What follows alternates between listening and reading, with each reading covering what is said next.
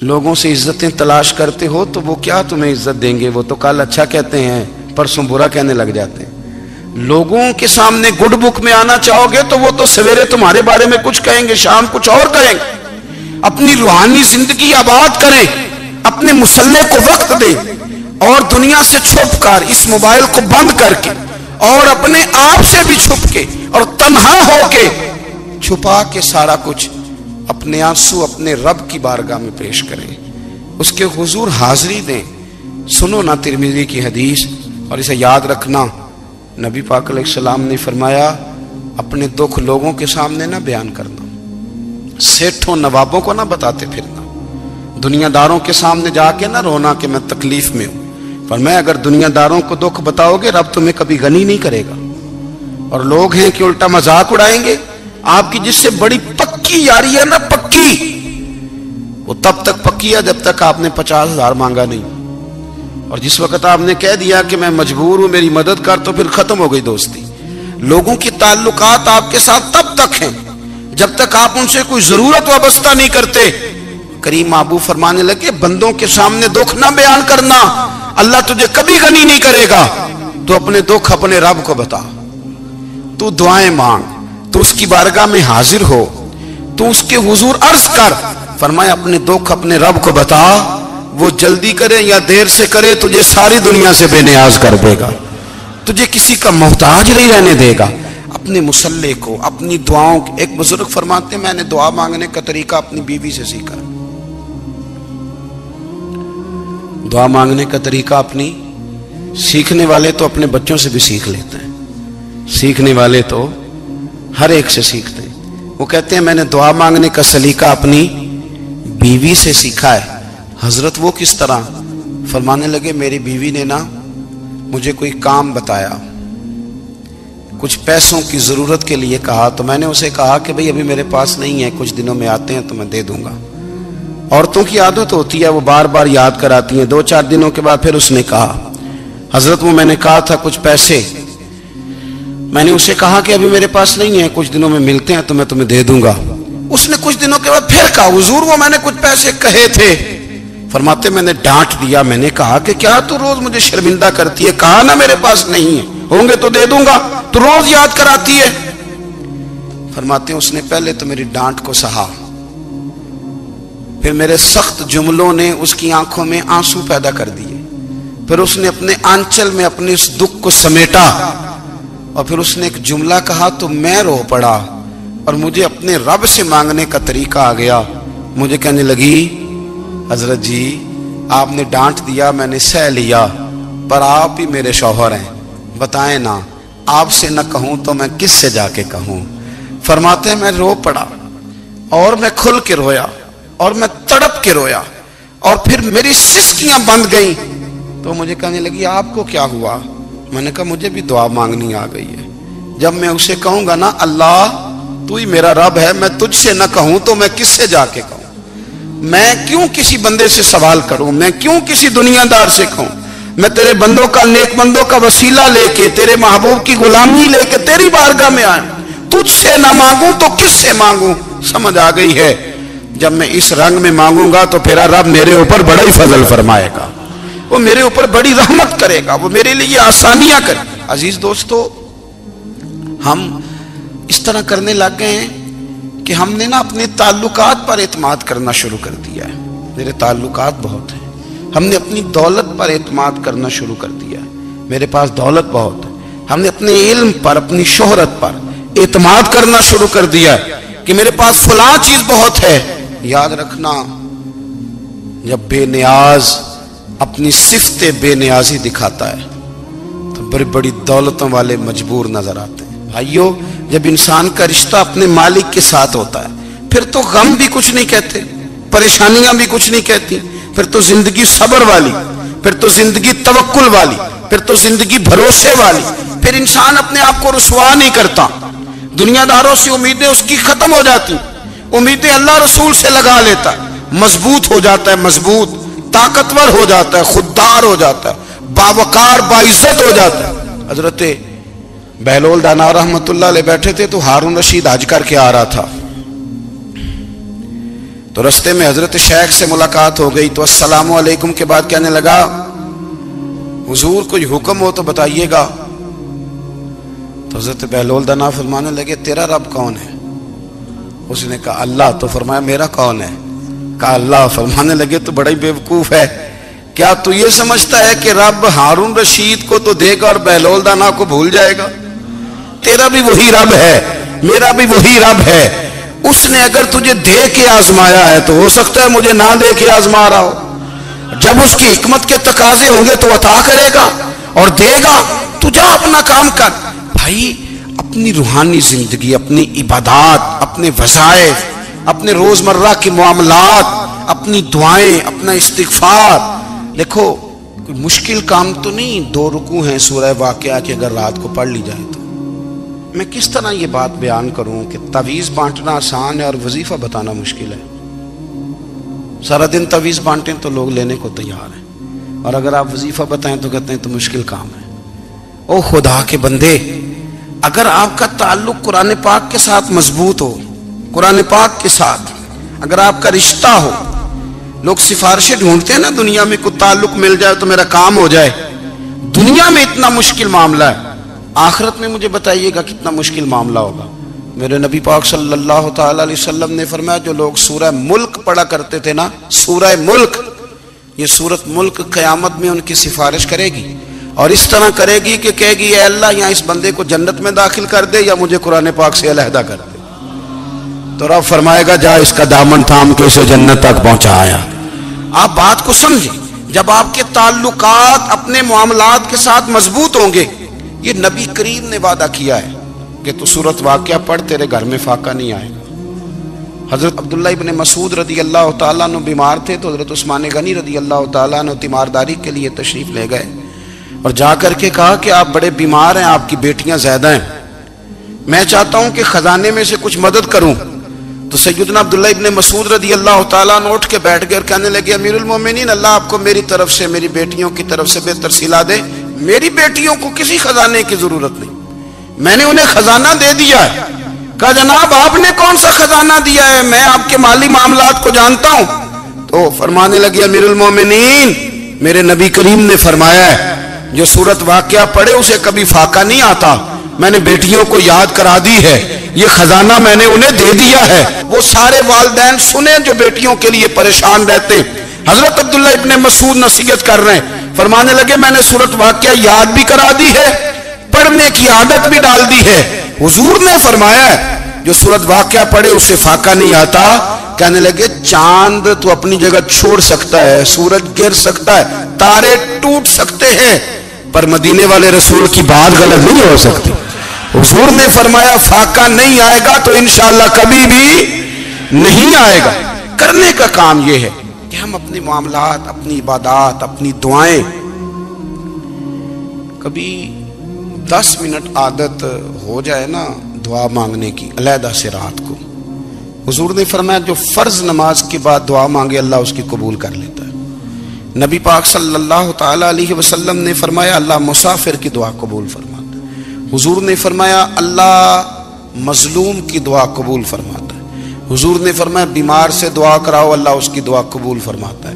میرے نبی پاک نے فرمایا ماں باپ جب بھی اولاد کے لیے ہاتھ اٹھائیں، ویسے تے بلے شاہ تو آسمانی اڑ دیا ہی پھڑ دیں، جڑا گھر بیٹھا انہوں بڑھیا ہی نہیں. حضور فرمانے لگے ماں باپ جب بھی اولاد کے لیے دعا فرمائیں اللہ ان کی دعا کو قبول کرتا ہے.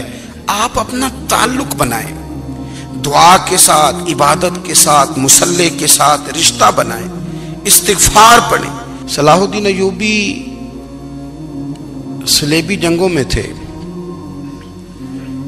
رات کو مسجد اقصی میں نماز پڑھی تو پریشان تھے.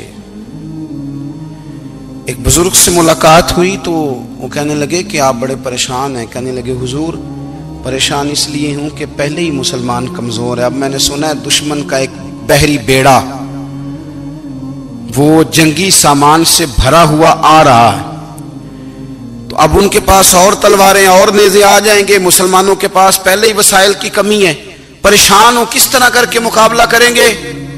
یہ بات کہتے ہی صلاح الدین ایوبی نے بزرگوں سے کہا حضور آپ بھی دعا کرنا. دعا کی بڑی طاقت ہے. میرے نبی پاک نے فرمایا دعا مومن کا ہتھیار ہے. دعا مومن کا، دعا مومن کا. حضور نے فرمایا تقدیر کو سوائے دعا کے کوئی چیز نہیں بدل سکتی. دعا مومن کا ہتھیار ہے. یہ کافر کے پاس کوئی نہیں، یہ ہتھیار ہے مومن کا. اللہ کرے آپ کو سمجھ آئے. پھر سنیں، کئی بار کہہ چکا ہوں یہ ہتھیار ہے. کافر کے مقابلے میں جو تیرے پاس سب سے بڑا ہتھیار ہے وہ دعا ہے. دعائیں کرانی چھوڑ دی، کرنی چھوڑ دی، لینی چھوڑ دی. حضرت سیدنا انس بن مالک رضی اللہ تعالیٰ عنہ فرمایا کرتے تھے میں نے وہ رنگ دیکھا ہے جب حضور دعا مانگتے تھے اور حضور کی مقدس آنکھوں میں آنسو بھی ساتھ ہی بہا کرتے تھے. میں نے وہ انداز دیکھا ہے. تو صلاح الدین ایوبی بزرگ سے کہنے لگے آپ بھی دعا کیجیے، اور خود رونے لگے اور سر سجدے میں رکھ کے رونے لگے اور عشاء سے لے کر فجر تک روئے، خوب روئے. صبح وہ بزرگ آئے تو صلاح الدین ایوبی کا خوبصورت اور ہنستا ہوا چہرہ دیکھا. کہنے لگے آپ بڑے خوش ہیں، رات تو میں نے بڑے روتے ہوئے دیکھا تھا. تو کہنے لگے حضور وہ جو بحری بیڑا آ رہا تھا نا وہ پانی میں ڈوب گیا ہے، اب وہ نہیں آ رہا. ابھی خبر آئی ہے تو میں بڑا خوش ہوں. بزرگ کہنے لگے اٹھ سینے سے لگ اور سن ایک بات، وہ بحری بیڑا پانی میں نہیں ڈوبا، وہ تیرے آنسوؤں میں ڈوب گیا ہے. وہ جو تو رات رویا ہے نا رب کریم کی بارگاہ میں تو وہ ڈوب گیا ہے. حضرت عائشہ صدیقہ رضی اللہ تعالیٰ عنہ فرماتی ہیں ایک عورت تھی اور اسے نبی پاک صلی اللہ تعالیٰ علیہ وسلم نے نا وہ کلمہ پڑھ کے مسلمان ہوئی، مدینہ طیبہ آ گئی تو حضور نے مسجد نبوی شریف میں اس کے لیے مکان، ایک سادہ سا کمرہ ساتھ مسجد کے بنوا دیا، وہیں رہنے لگی. اکثر وہ سیدہ طیبہ کے پاس آتی تو حضرت عائشہ صدیقہ رضی اللہ تعالیٰ عنہ فرماتی ہیں وہ بڑی باتیں سناتی اور آخر میں کہتی وہ ہار والا دن بھی بڑا عجیب دن تھا اور میرے رب کی قدرتوں کا دن تھا، وہ بھی بڑا عجیب دن تھا. سیدہ عائشہ صدیقہ رضی اللہ تعالیٰ عنہ ایک دن فرمانے لگی کہ تو ہار والے دن کا بڑا ذکر کرتی ہے، وہ کیا دن تھا؟ تو خاتون کہنے لگی اماں جی وہ دن تھا جب میرے رب پر بھروسہ اور مضبوط ہو گیا، جس دن میرا اپنے رب پر توکل اور بڑھا، میرے ایمان میں یقین میں اور پختگی آئی. کہنے لگی میں ایک گھر کی کنیز تھی، نوکرانی تھی. اس گھر میں ایک بچی تھی جس کے پاس سونے چاندی ہیرے جواہرات کا ہار تھا. اس زمانے میں نا چمڑے کے اوپر لوگ ہیرے جواہرات لگاتے تھے، کئی دفعہ سرخ رنگ کے چمڑے پہ لگائے جاتے تھے. وہ بچی پہنتی تھی تو کہتی ہوں بچی کے اس نے اتار کے رکھا یا اس سے گرا وہ ہار تو چیل اسے اٹھا کے لے گئی گوشت سمجھ کے اور میرے سامنے اٹھا کے لے گئی. گھر والوں نے مجھ سے پوچھا، یہ بخاری میں موجود ہے، گھر والوں نے پوچھا مجھ سے کہ وہ ہار کہاں ہے تو میں نے کہا چیل اٹھا کے لے گئی. گھر میں کچھ چوری ہو جائے تو سب سے پہلا الزام کس پہ لگتا ہے؟ ملازمین پہ.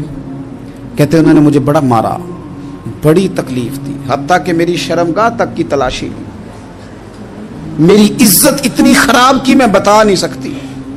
میں نے اپنی زندگی میں ایک واقعہ دیکھا، ایک امیر گھر میں چوری ہو گئی، ملازم کو اتنا مارا کہ وہ چارپائی پہ پڑ گیا. پولیس والوں سے اتنی مار پروائی گئی کہ وہ بیچارہ چارپائی پہ پڑ گیا اور پھر وہ اتنا بیمار ہوا اور کچھ دنوں کے بعد پتہ چل گیا کہ چور تو اپنا بیٹا ہے ان کا. پھر اس کا انتقال ہو گیا. اب وہ سیٹھ صاحب اور گھر والے آ کے نا مرنے والے کے کان میں معافیاں مانگ رہے ہیں، کان میں. تو میں نے ان سے پھر کہا تھا کہ یہ تو اب چلا گیا ہے، تمہارا زور چلتا تھا نا تو تم نے قانون خریدا اور تم نے اسے جتنا ہو سکا تم نے اسے مار پڑوائی. تمہارے پاس جو عدالتیں تھی تم نے وہاں کاروائی کی، اب ایک عدالت قیامت کے دن لگے گی. یہ کمزور تھا نا، کچھ کر نہیں سکا. میرے نبی پاک صلی اللہ علیہ وسلم نے فرمایا سن لو، اگر سینگ والی بکری نے بغیر سینگ والی بکری کو تکلیف دی ہوگی نا تو قیامت کے دن اسے بھی بدلہ دینا پڑے گا کہ تیرے پاس سینگ تھے اور تو نے اسے مارا تھا. وہ خاتون عرض کرتی ہے سیدہ عائشہ کی خدمت میں کہ مجھے بڑا مارا، مجھے تکلیف دی، میں کہہ رہی تھی کہ میرے سامنے چیل لے گئی ہے پر وہ نہیں مان رہے تھے. اماں جی انہوں نے مجھے بڑا مارا. حضرت عائشہ صدیقہ کہتی ہیں پھر کیا ہوا؟ کہنے لگی اماں جی جب کوئی میرا مددگار نہ رہا، مجھے تکلیف دے رہے تھے، رسوا کر رہے تھے، تو میں نے اپنے رب سے مدد چاہی، میرے رب کی طرف میں نے توجہ کی. میں نے کہا مالک اب تو ہی میرا مددگار ہے. कहती है वो मुझे मार रहे थे तो वो चील जो हार ले गई थी वही लेके वापस आ गई, और हमारे सरों के करीब ला के उसने जब उस हार को फेंका, वो मुझे छोड़ के साइड पे हुए, वो मेरी बेगुनाही जान गए। लेकिन आपको बताऊं, उस दिन से मेरा अपने रब पर यकीन और बढ़ गया। मुझे समझ आ गई कि जब इंसान पूरा टूट जाता है और जब कोई चारों जानिब उसका मददगार नहीं होता, तो रब तो होता है ना, अल्लाह तो उसका मददगार होता है ना, वो तो फिर अपने उस बंदे की मदद करता है ना, फिर वो तो तवानाई देता है ना, वो तन्हा नहीं छोड़ता, वो तो आंसुओं वालों के आंसुओं पे बड़ा करम फरमाता है, वो तो कसम पुरसी में आ जाता है, उसकी रहमत बढ़ के इस्तकबाल कर लेती।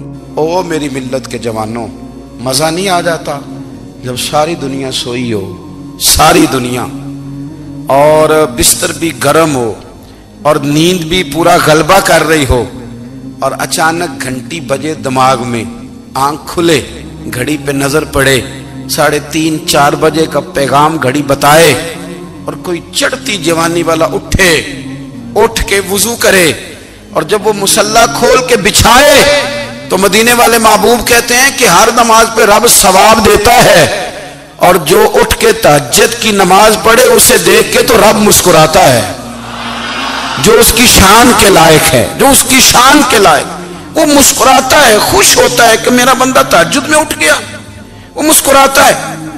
काश हमारी सुबहें कभी अपने मालिक के नाम हो जाएं, काश के सुबह। हजरत अबुल हसन रहमतुल्लाह ताला अलैह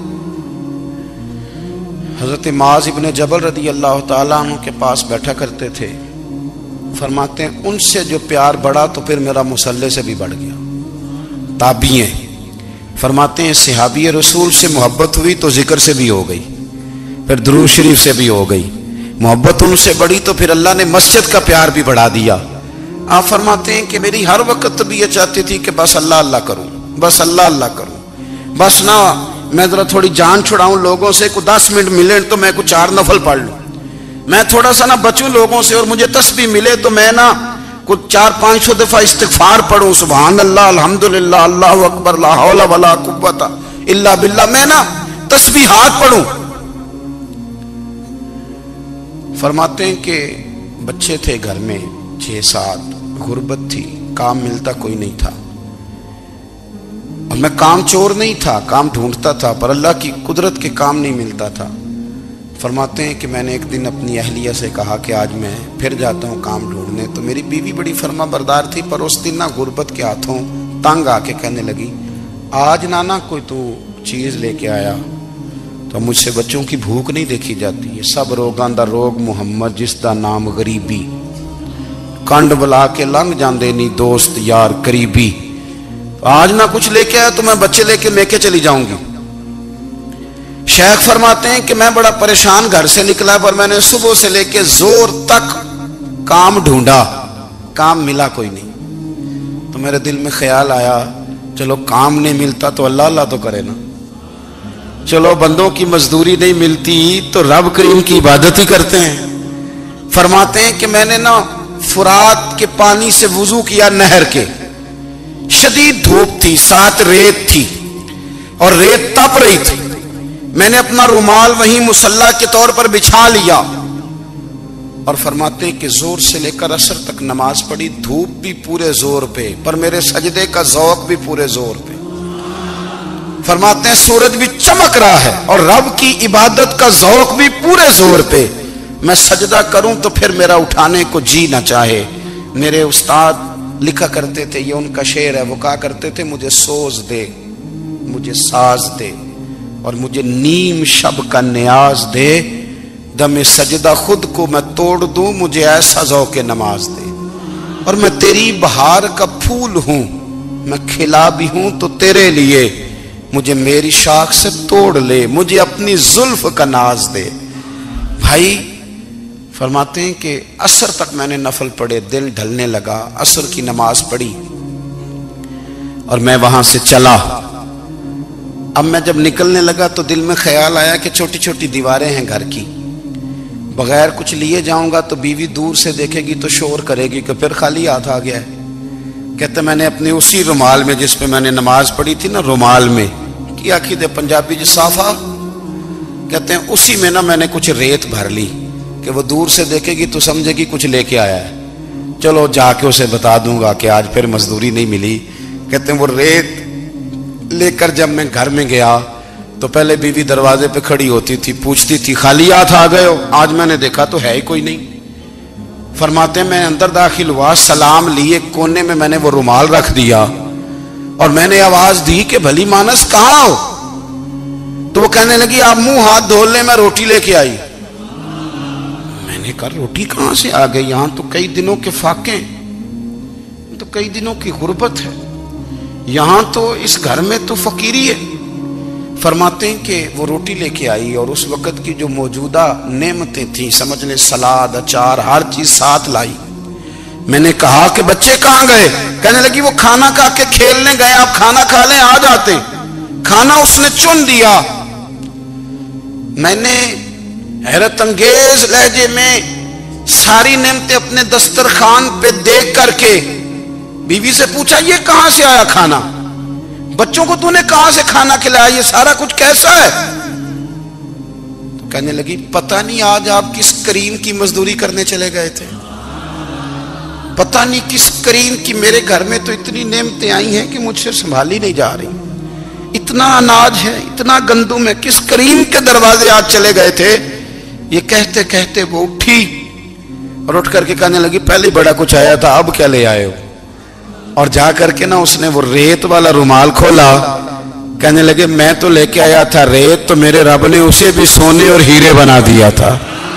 जब आपकी तवज्जो अल्लाह की जानी, मेरे नबी पाक सल्लल्लाहु ताला अलैहि वसल्लम ने फरमाया हर चीज अपने रब से मांग, हर चीज मांग, हर चीज मांग। या रसूलल्लाह क्या कुछ?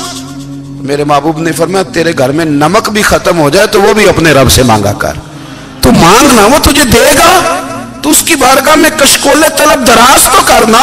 और तिरमिजी शरीफ में अजीब लफ्ज है, रसूल कायनात ने फरमाया, रब करीम फरमाते हैं जब मेरा बंदा हाथ उठाता है ना तो मुझे हया आती है कि मैं खाली कैसे लौटा दूं इसके। हौसला है, अगर वक्ती तौर पे हौसला कर जाओगे, दलेरी कर जाओगे, आने वाला वक्त आसान हो जाए। हौसला नहीं, सब्र नहीं, सुकून नहीं, दो चार बातें, यहां तक के लोग अब्बा जी की बात बर्दाश्त नहीं करते, ऐसे जुमले कह देते हैं जो दोबारा पलट के नहीं आते, मां को लफ्ज नहीं बोलते, बाप की रूह तक छलनी कर देते हैं वो जुमले। लेकिन लोग उस वक्त हौसला करने, और हम पंजाबी लोगों ने तो गुंजाइश ही बड़ी दे दी है, कहते हैं बच्चा है जे एक ही है, एक वे हौसला करे की है माशाअल्लाह। तो अगर जवान हो गया तो कहते हैं गर्म खून है मुक्का कब, अगर बूढ़ा हो गया तो कहते हैं बूढ़ों में हौसला नहीं होता, ना बच्चे में ना ना, तो किस में हौसला होगा? बोले किसी में भी नहीं। छुट्टी सबको फतवा मिल गया ना, ये बच्चा है जी, अभी ये तो बच्चा है, आप तो सियाने बियाने हैं, ये बच्चा है। कमाल हो गई है भाई, क्या मतलब है बच्चा है? बच्चे को सारा पता है, हर चीज उसे आती है, हौसला करना ही नहीं आता। और फिर कह दिया वो तो गर्म खून है। वो क्या बात करते हो, गर्म खून? अब्बे के गले पड़ गया गर्म खून, इसको खड़ा करो ना एसपी के सामने और इसको को मार थप्पड़ उसके मुंह पे, तेरे गर्म खून का पता चले। गरीब के ये गले पड़ गया, इसको खड़ा करो एसओ के सामने, फिर पता चलेगा खून कितना गर्म है। वहां बिल्कुल चुप है, बिल्कुल खामोश है, और गर्म खून इसका सिर्फ अम्मा के लिए। जलाल सिर्फ रह गया, अगर गरीब घर की बेटी ब्याह के लाया तो सिर्फ उसके लिए। कोई ऐसी बात नहीं, हम बड़े सियाने, हमारा गुस्सा बड़ा समझदार है, हमारा वो गर्म खून बड़ा सियाना है। वो जहां देखता है कि मामला हल्का है तो वहां वो गर्म खून जलाल में, और जहां देखता है कि सामने वाला तगड़ा है तो वहां वो गर्म खून फौरन ठंडा हो जाता है। हौसला पैदा करें, जिंदगी हौसलेमंद लोग जीते, जो हौसलेमंद नहीं होते वो तो जिंदगी का एक साल लुत्फ से नहीं जी पाते। हौसला करें, मुस्कुराएं। नबी पाक सल्लल्लाहु अलैहि वसल्लम ने फरमाया औरत की अकल आधी है तो तेरी तो पूरी है ना, तो इसका मतलब है लड़ाई अगर बच सकती थी तो मर्द की वजह से बच सकती थी, घर में अमन हो सकता था। कहते हैं जी बड़ी बेवकूफ है मेरी सुनती नहीं, तो मैंने कहा जो उससे बहस कर रहा है वो सियाना है? बोले जो बहस कर रहा है वो अक्लमंद है? बंदा तो चलो था वो दानश्वर शेक्सपियर, باتیں بعض اوقات اس کی کچھ ایسی ہیں. اس سے کسی نے پوچھا تھا عورتوں سے کون جیت سکتا ہے بحث میں, تو اس نے کہا تھا وہ جو ان سے بحث نہ کرے, جو ان سے بحث. تو بھائی تو وجہ اس لیے کہ حوصلہ تو نہیں کرنا تھا. نبی پاک علیہ السلام نے فرمایا بی بی ٹیڑھی لکڑی ہے, سیدھی کرنے کی کوشش کرو گے تو ٹوٹ جائے گی. سیدھی تو پھر کتنا بیوقوف ہے جو پتھر سے سر رگڑ رہا ہے, کتنا نادان ہے جو یہ حرکت کر رہا ہے, دریا میں چھلانگ لگا کے کہتا ہے ڈوبوں گا نہیں. تو بھائی حوصلہ پیدا کرے, علم پیدا کرے. بہت ساری ایسی باتیں کرے کہ جس میں اشتعال آئے گا. فٹافٹ 3 لفظ طلاق کے دے دیے, اب بھاگا گیا مفتی صاحب کے پاس, اوہو 4 بچوں کا کیا بنے گا. اور یہ بات پکی ہے کہ بچوں کو صرف ان کی ماں ہی پال سکتی ہے, ان کی ماں. اور بات مجھے نہیں بھولتی, ایک شخص نے بیوی کو طلاق دے کے دوسری شادی کی. اس کا بیٹا تھا 10 سال کا. اس نے اپنے بیٹے سے کہا کہ بیٹے بتا پرانی اماں صحیح تھی یا یہ صحیح ہے. اس نے کہا نہیں ابا وہ تو جھوٹ بڑے بولتی تھی, یہ صحیح ہے. وہ جھوٹی تھی, وہ جھوٹ بڑے بولتی تھی میری سگی اماں, یہ سچ بولتی ہے. اس نے کہا وہ کیسے؟ کہنے لگا اس لیے کہ میں کوئی شرارت کرتا تھا تو میری سگی اماں مجھے تھپڑ مارتی تھی اور کہتی تھی تجھے روٹی نہیں دے رہی, جا دوڑ جا گھر سے. تو میں دوڑ جاتا تھا تو جھوٹ بولتی تھی نہیں دینی, پھر آدھے گھنٹے کے بعد مجھے ڈھونڈنے لگ جاتی تھی, ڈھونڈ کے لاتی تھی, پھر میری منت کرتی تھی, پھر مجھے کہتی تھی نہ مجھے ستایا کر, پھر میرا ماتھا چومتی تھی, پھر میری مرضی کا کھانا بنا کے دیتی تھی, پھر میرے منہ میں لقمے ڈالتی.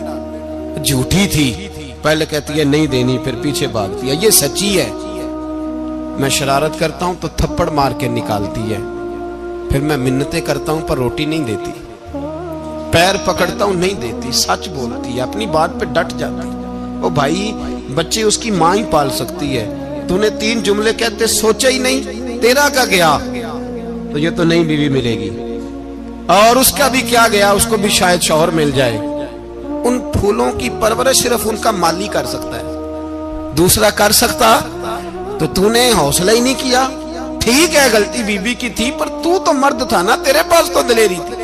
فٹافٹی 3 طلاق کے جملے کہہ دیے. اور میرے رسول پاک علیہ السلام نے فرمایا جائز کام بڑے ہیں پر طلاق جائز تو ہے, پر میرے رب کو پسند نہیں, اللہ کو پسند. تو نے مالی بگا دیا جس نے تیرے گھر کا باغ سینچنا تھا. تو بھائی یہ حوصلہ نہیں. درجنوں طلاقیں, 20 کیس, اور ابھی وہ شادی کے پورے کپڑے نہیں پہنے تو طلاق پہلے. اس کی وجہ یہ کہ حوصلہ نہیں, صبر نہیں, رضا نہیں, ہم احساس نہیں کرتے. اگر تو یہ سمجھ جائے کہ بس اللہ نے جو میرے لیے بہتر سمجھا مجھے دے دیا, صحیح ہے, میری آزمائش ہے, کیا ہے, کچھ ہے جو اس نے بہتر سمجھا مجھے اس نے, پھر تو سکھی ہو جائے, تیرے لیے جینا آسان ہو جائے, پھر تو بہت ساری پریشانیوں سے آزمائشوں سے دور ہو جائے.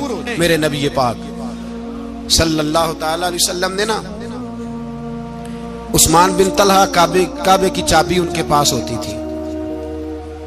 تو حضور نے ایک دن فرمایا عثمان, اچھا یہ نہیں تھا کہ عثمان خاص لوگوں کو چابی کعبہ کھول کے دکھاتے تھے, بلکہ ان کو قریش کی جانب سے یہ حکم تھا کہ جو بھی تجھے کہے تو نے کعبے کا دروازہ کھول دینا. نبی پاک علیہ السلام نے نا ہجرت سے 2-4 دن پہلے کہا کہ عثمان ذرا چابی دو, میں نے کعبہ اندر سے دیکھنا ہے. بڑے ٹھنڈے دل سے ذرا سننا, ادھر دیکھو میری طرف, ادھر دیکھیے گا ذرا میرے بھائی. میں نے ایک بندے سے کہا یار پانی کی بوتل دینا دکاندار سے, ایک ہے اس نے کہہ دیا نہیں میرے پاس. اس بات کا کوئی غصہ بولیے, اور اگر وہ کہے سارے زمانے کو ملے گی آپ کو نہیں دینی, پھر بولے میرا خیال ہے چپ کر کے ہنس کے آ جائیں گے, سوال ہی نہیں پیدا ہوتا. ہم کہیں گے مجھے نہیں نہ دینی, تو نے تو دکان اٹھا یہاں سے بند کاری سے, کیا مطلب ہے سب کو دینی ہے تجھے نہیں دینی, کیا معنی ہے اس کا, لے کے جاؤں گا, جھگڑا ہوگا, بحث کریں گے. عثمان بن طلحہ سے حضور نے فرمایا دروازہ کھولو, کعبہ دیکھنا ہے. عثمان کہنے لگا میں ساری دنیا کو دکھاؤں گا, آپ کو نہیں دکھاؤں گا. کتنی سخت بات ہے, پر قربان جائیں رسول اللہ کے حوصلے پہ صلی اللہ علیہ. عثمان کہتے ہیں میں نے یہ بات کی تو نبی پاک مسکرانے لگے اور میں اچھا نہیں دینی تو حضور نے نا مسکرا کے اور میری کمر پہ تھپکی دی، فرمایا اچھا یاد رکھنا یہ چابی میں تجھ سے لے لوں گا اور جس کو میرا دل کرے گا میں اس کو دوں گا۔ عثمان کہتے ہیں روز رات کو نبی پاک کے یہ جملے میرے کانوں میں گونجتے تھے کہ حضور نے فرمایا۔ کہتے ہیں جس دن پتا چلا نا نبی پاک 10,000 کا لشکر لے کے آ رہے ہیں تو ابو سفیان میٹنگیں کر رہے تھے، مکے کے سارے سردار تیاری کر رہے تھے اور میرے کانوں میں ایک ہی لفظ تھا کہ حضور نے فرمایا میں چابی لے لوں گا، پھر جس کو میں چاہوں گا اسے دوں گا۔ عثمان کہتے ہیں حد ہو گئی، وقت گزر گیا، حضور آ گئے، طواف فرمایا اور طواف کے بعد میرے نبی پاک علیہ السلام نے فرمایا بلاؤ نا ذرا عثمان کو۔ عثمان کہتے ہیں میں چابی لے کے آیا تو دوسرا جملہ کوئی نہیں۔ ساڑھے نا کوئی بندہ مشورہ دے وہ نہ منیے تے جے کام مونجو ہو جائے نا جن جو نے مشورہ دیتا سی تے وہ نال ہی غوث پاک بن جاتا ہے، تینوں آکھیا سی نا فوراً ہی داتا علی اجمیری ہو جاتا ہے۔ وہ کہندے تینوں پتہ نہیں میں کڈا ولی اللہ، تینوں میں آکھیا سی میں نہ کر، اور بندہ پریشان ہوتا ہے کام الٹ ہو گیا اور لاگوں آکھی جاتا ویکھو جی میں تے تانوں پہلو ہی آکھیا سی جی۔ عجیب بات ہے، شیخ چلی کی طرح پیچھے پڑ جائے گا، میں نے تو پہلے ہی کہا تھا۔ او بس کر یار، اب تو خواجہ معین الدین اجمیری ہو گیا، بس کرو۔ مشورہ ہی ہوتا ہے، کسی کا مل جاتا ہے اور کسی کا نہیں لیا جاتا۔ فوری طور پہ بندہ اٹھ کے نہ تو ولایت کی چوتھی سیڑھی پہ چڑھ جائے گا، کہے گا میں تو ابدال وقت ہوں، میں کتب دورہ ہوں، میں نے تجھے کہا نہیں تو اب بس کر یار۔